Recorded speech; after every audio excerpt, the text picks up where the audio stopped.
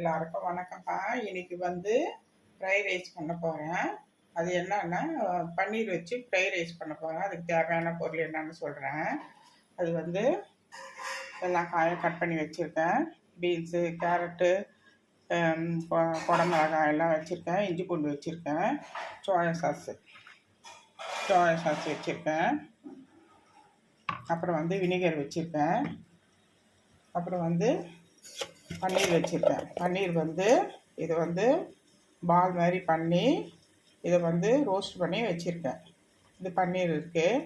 இப்போ வந்து ரைஸு, இது வந்து பிரிஞ்சி ரைஸ். இது ஊற வச்சு வச்சுருக்கேன். இப்போ வந்து நல்லா காஞ்சிடுச்சு. நல்லா கொதிக்குது. இப்போ வந்து இந்த ரைஸ் வந்து உடையாத இருக்கிறதுக்கு நம்ம என்ன பண்ண போகிறோன்னா கொஞ்சம் வந்து வினிகர் ஊற்றிக்கலாம் முதல்ல.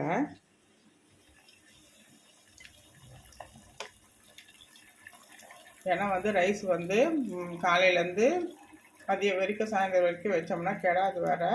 ப்ளஸ்ஸு அதுக்கப்புறம் வந்துட்டு நல்லா ரைஸ் வந்து ரெஸ்டாரண்ட் ரைஸ் மாதிரி இருக்கும். உடையாது, சூப்பராக இருக்கும்.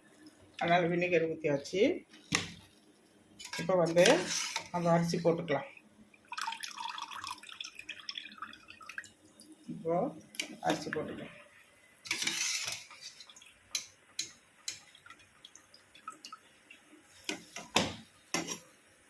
இப்போ இந்த பக்கம் இட்லி சட்டி காயுது. இட்லி ஊற்றணும், சட்னி அரைக்கணும். காலையில் டிஃபனுக்கு எனக்கு இப்போ வந்து ஃப்ரைட் ரைஸ் ரெடி பண்ணி பன்னீர் ஃப்ரைட் ரைஸ். முட்டை கிடையாது. ஏன்னா முட்டையில் வந்து இப்போ வந்து கொஞ்சம் பறவை காய்ச்சல்னால முட்டை சாப்பிட்றது இல்லை இப்போது. அதனால் வந்து ஒரு 2 வாரம் ஆகுது முட்டை எடுக்கலை. இப்போது ஒரு மாதம் போனோம்னா நம்ம அதுக்கப்புறம் முட்டை யூஸ் பண்ணிக்கலான்ட்டு இப்போ வந்து சட்டி இதுவும் காயுது. இப்போ வந்து நம்ம உப்பு போட்டுக்கலாம். முட்டை போடாத ஃப்ரைட் ரைஸு, வெறும் பன்னீர் வச்சு தான் நான் செய்கிறேன். நல்லா கொஞ்சம் உப்பு போட்டுக்கலாம். அவ்வளோதான். இப்போ நல்லா இது வேகட்டும். அவ்வளோதான். இப்போ காயெல்லாம் போட்டு கொஞ்சம் இஞ்சி பூண்டு பேஸ்ட்டு போட்டுட்டு அதுக்கப்புறம் வந்துட்டு கொஞ்சோண்டு காஷ்மீர் மிளகாய்த்தூள், கொஞ்சோண்டு பெப்பரு, அவ்வளோதான். கொஞ்சோண்டு கரம் மசாலா போட்டுட்டு பன்னீர் ஃப்ரைட் ரைஸ் பண்ண போகிறேன். அது சூப்பராக இருக்கும். சோயா சாஸ் கொஞ்சம் ஊற்றணும். அவ்வளோதான். அவ்வளோ சூப்பராக இருக்கு பாருங்கள். அது வீட்டிலே செஞ்சது. இது பால் வாங்கி அது வந்து வினிகர் போட்டு இல்லை லெமன் போட்டு நீங்கள் திரித்து எடுத்துகிட்டு அதுக்கப்புறம் வந்து நீங்கள் நல்லா கெட்டியாக ஒரு துணியில் போட்டு இதை வந்து இறுக்கமாக பண்ணிட்டீங்கன்னா பன்னீர் ஆகிடும். இந்த மாதிரி வந்து பால்வாலாம் அழகாக கொடுத்தோம்னா பிள்ளைங்களுக்கு சாப்பிட்றதுக்கு சூப்பராக இருக்கும். ஸ்கொயராக கூட கொடுக்கலாம், பாலாக கொடுக்கலாம், நம்மளோட இஷ்டம். நான் வந்து பாலாக கொடுக்குறேன். அது ஒரு அட்ராக்ஷனாக இருக்கிறதுனால ஒரு பாலாக ஃப்ரை பண்ணி வச்சுருக்கேன். இப்போ காஞ்சிடுச்சு. இப்போ சட்னி அரைக்கணும், இட்லி ஊற்றணும். இப்போது வேகுதுப்பா. ரைஸு நல்லா வேகுது. நல்லா இன்னும் கொஞ்சம் மலர்ந்தோன்னா நம்ம ஆஃப் பண்ணிக்கலாம். நல்லா நீட்டாக இருப்பாங்க. ரைஸ் எப்படி இருக்குதா? இன்னும் நல்லா நீட்டாகணும். இன்னும் 2 நிமிஷம் பொறுத்து நம்ம ஆஃப் பண்ணிக்கலாம். முக்கால் வேக்காடில் நம்ம வடிச்சிக்கணும். முழு வேக்காடு போடக்கூடாது ஃப்ரைட் ரைஸுக்கு. அப்போ தான் நல்லா பலன்னு நல்லாயிருக்கும். நான் கையில் எடுத்து காமிக்கிறேன். இன்னும் நல்லா மலர்ந்து வரணும். இன்னும் மலரணும். எவ்வளோ நீட்டாக இருப்பாங்க. அவ்வளோ நல்லா சூப்பராக இருக்கும். நல்லா கெட்டியாக இருக்கும் ரைஸு. வேறு எதுவுமே ஆகாது. வினிகரில் ஊற்றுறதுனால எதுவுமே ஆகாது. ஒரு ரைஸ் படி ஒரு நீளமாக இருப்பாங்க. இன்னும் 2 நிமிஷம் நம்ம ஆஃப் பண்ணிக்கலாம். இப்போ வந்து கரெக்டான பதத்துக்கு வந்துடுச்சு. இப்போ நம்ம ஆஃப் பண்ணி வச்சுக்கலாம். இதில் வந்து இட்லி ஊற்றி அதில் சட்னி அரைச்சி வச்சுருக்கேன். இப்போ வந்து தாளிப்பு கொடுத்துட்டு நம்ம வந்து ஃப்ரைட் ரைஸ் பண்ண வேண்டியதுதான். இப்போ காலையில் கடன்னு ஆகணும். இப்போ ஒரு பாத்திரம் வச்சுட்டேன்ப்பா. இப்போ வச்சுட்டு இப்போ நம்ம கொஞ்சம் எண்ணெய் ஊற்றியாச்சு. எண்ணெய் ஊற்றிட்டு நம்ம சோம்பு எதுவுமே போட தேவையில்லை. அதுக்கு தேவையான பொருள்லாம் ஃப்ரைட் ரைஸுக்கு கொஞ்சம் காஷ்மீர் மிளகாய்த்தூள், கொஞ்சம் கரம் மசாலா, கொஞ்சம் மிளகுத்தூள், கொஞ்சம் உப்பு, கொஞ்சோண்டு சர்க்கரை, அதுக்கப்புறம் பன்னீர், இஞ்சி பூண்டு பேஸ்ட்டு, அப்புறம் சோயா சாஸு, ஒரே ஒரு வெங்காயம் கட் பண்ணி வச்சுருக்கேன். இப்போது எண்ணெய் ஊற்றியாச்சு. கொஞ்சோண்டு எண்ணெய் ஊற்றியாச்சு. இப்போ நம்ம வந்து வெங்காயம் ஒன்று கட் பண்ணி வச்சுருக்கோம். அதை போட்டுக்கலாம்.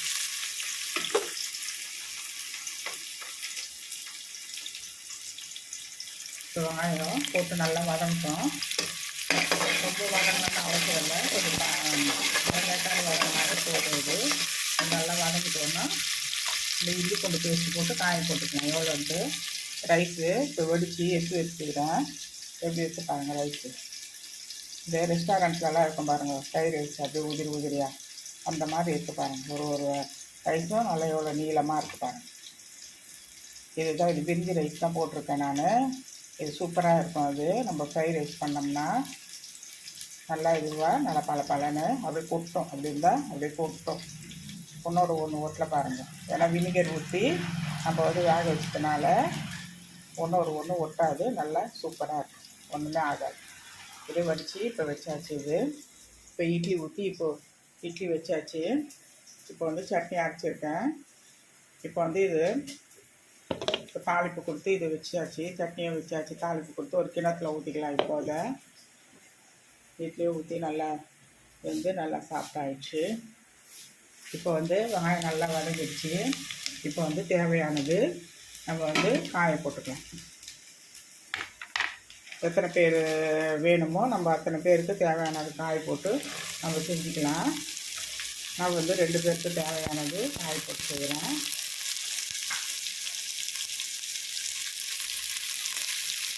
இப்போ இது நல்லா வதங்கணும். இது கூட நம்ம சோளை பறிச்சுக்கலாம். இப்போ இந்த தேவையான பொருள் எல்லாத்தையும் நம்ம இதில் போட்டுக்கலாம். இஞ்சி பூண்டு பேஸ்ட்டு தேவையானது போட்டுக்கலாம்.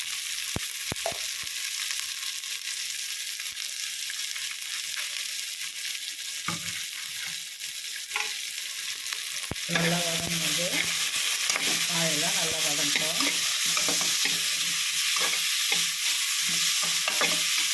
இது ரொம்ப ஹையில் வச்சு வதக்கணும் இல்லை, ஒரு சிம்மில் வச்சு நல்லா காய் வதங்கினாலே போதும்.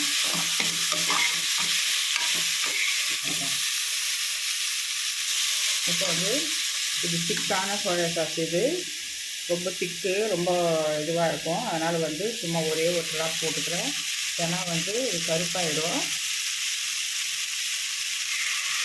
அவ்வளோதான், ஒரு ட்ராப். இதுவே கலர் சேஞ்ச் ஆகிடும். இப்போ நம்ம இதை சிம்மிலே வச்சுக்கலாம். இப்போ தேவையானது நம்ம வந்து பன்னீர் வச்சுருக்கோம் இல்லையா, அது தேவையானது இப்போ 2 பேருக்கு தேவையானது நான் போட்டுக்கிறேன்.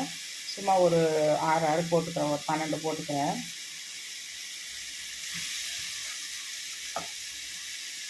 அவ்வளோதான். இப்போ இதிலே எல்லாமே நல்லா காரம் எல்லாமே நல்லா சேர்ந்து நல்லா சூப்பராக இருக்கும்.